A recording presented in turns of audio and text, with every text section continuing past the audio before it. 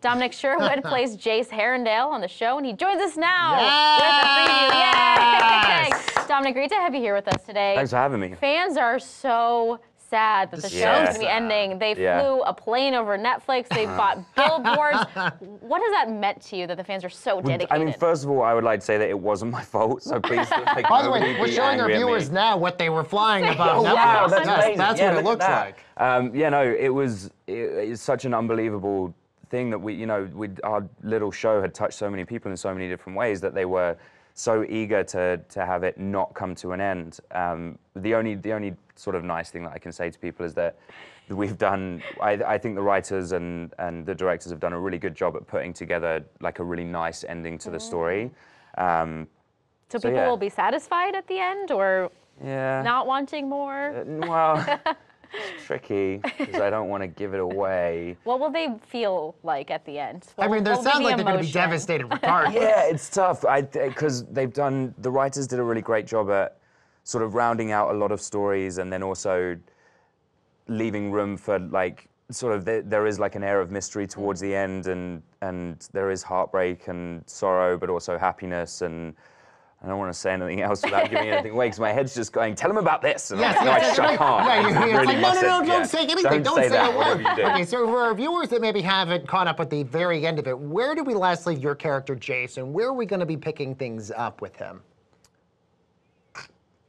Are we getting into spoiler territory again? No, I don't think. Well, this is the problem because I'm like the Tom Holland of our cast, and I give things away all the time. And I'm trying to remember exactly where we finished. That means I got to have you on more often. You're going to be spoiling everything. This is a problem. I'm like, because my head's saying, I think Clary died, right? That's what happened at the end of the series. Yeah, I think so. I don't think I'm giving anything. No, you're because the way we film them as well, they lead directly on to the next episode. So I think that's why. Yes, that's what happened at the end of the last series. Clary died, and we're dealing with the aftermath of everyone feeling responsible.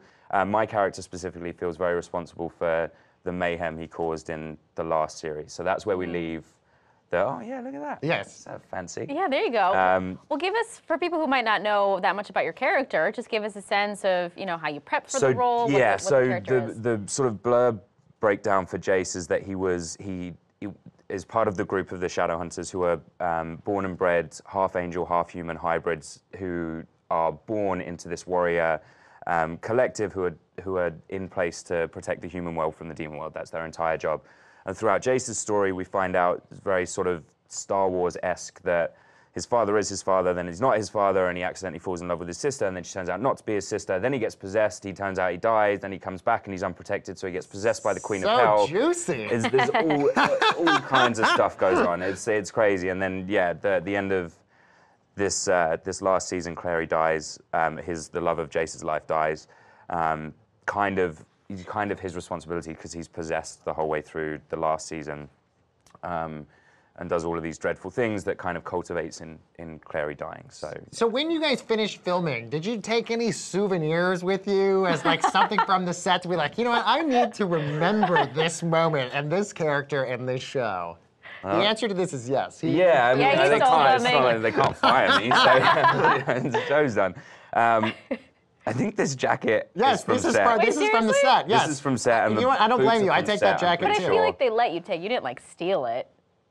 Or you did, did you take it without permission? We're changing our breaking news swiftly on. I also have a couple of little bits that were in my bedroom, like my bedroom set. I have a couple of little pieces from there.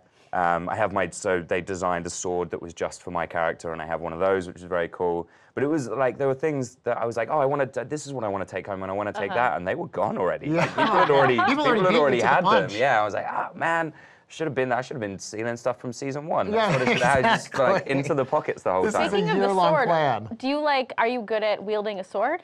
I am now. That you're gonna use in, like, your real life? At the beginning. I mean, my real life. I don't know. Because he walks around on Broadway with his sword in his hand. I left my sword in the hotel just so there's not police waiting outside for me. What kind of training goes into being able to sword? So we had an incredible stunt team that was led by Dean Kopkoff and Darren McGuire, who really sort of took after us and found the different ways that we were already like the different places we already had our talents. So like Kat was trained differently than the way I was trained, and they focused on those and turned us into these these soldiers on screen, but the way they trained us was teaching us the martial arts in real life, and then being like, do exactly that, but just don't hit anybody. So it's exactly the same, just stop like 4 inches away from where you should be. Wow. So that's, yeah, that was kind of the training that went into it, and then there was a lot of heavier stunt work. There was, I think the most fun thing I did was it's called a box jump. So you jump off something high into a rig of like cardboard boxes. Like a pit, yeah. Basically, yeah, and the harder you hit them, the more they collapse underneath you, and it's the most incredible thing in the world because a jump from 30 feet and you don't feel the landing, but if you jump from 15 feet, it hurts a little bit because they're not collapsing under your weight as thoroughly. But yeah, it was a 30-foot jump into cardboard boxes, which is How many takes scary. did that take? So they didn't let me do it on the day. I did the training for 3 days, and I did about 50 jumps. And then we got to the day and they were like, no, insurance won't cover you. Are you serious? I'm like, What? Are you kidding? That's like, I've done this jump already. And they're like, no, Yeah, they just wanted you to do 50 just for practice. One of the other things that your fans are obsessed with you about are your different color eyes. Yeah. Your eyes are so cool. Yeah, that's the whole thing. Are those your real eyes? No, I borrowed them. Yes, are you just wearing weird contacts? Do you feel like your different color eyes maybe helped you with this role? No, the character in the books has gold eyes. So it was the opposite, and this has happened twice. So I played a character called Christian Ozera in a movie called Vampire Academy, which is also based on books. And his family very famously had ice blue eyes in the books. It was like a big story point. And the director, Mark Waters, I mentioned it. I was like, are we going to do anything? He was like, no, I love that. That's great. We're going to keep that. That's all this crazy stuff. I love that. And it was the same with Shadowhunters. They toyed with the idea for a while of giving me gold contact lenses to like stay true to the books, and then we ended up saying no. So when season 2 came around, Jace developed these new abilities, and I took Matt Hastings, the executive producer director, I took him aside and I said, look, kind of as an homage to the book fans, when these new abilities flare, why don't Jace's eyes flare gold? And that's what we did in CGI. So there's like a little nod to sort of the book fans, and we put that in like little pieces here and there, more and more throughout the seasons, to because you know these all started as books, and Cassie the writer created these incredible worlds.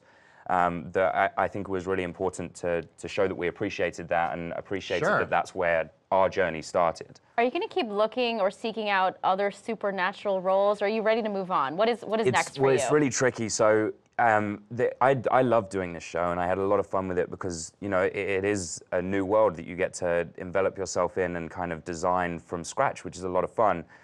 But you know, career-wise, I think it's time for me to do something a little bit different and something that maybe challenges me in a different way and stretches different muscles within my ability. Because it's not that I've necessarily done this and this is over for me, but I definitely think that now is the time to spread my wings a little more and look into a foray of other different arts within this industry. Really quickly, what do you want to play? Oh, I want to play a cowboy. A cowboy, Yes. Cool. I like that. I want to play a cowboy or James Bond. Yes, both work with different colored eyes. I'm into it. Different accents though required for James Bond versus cowboy.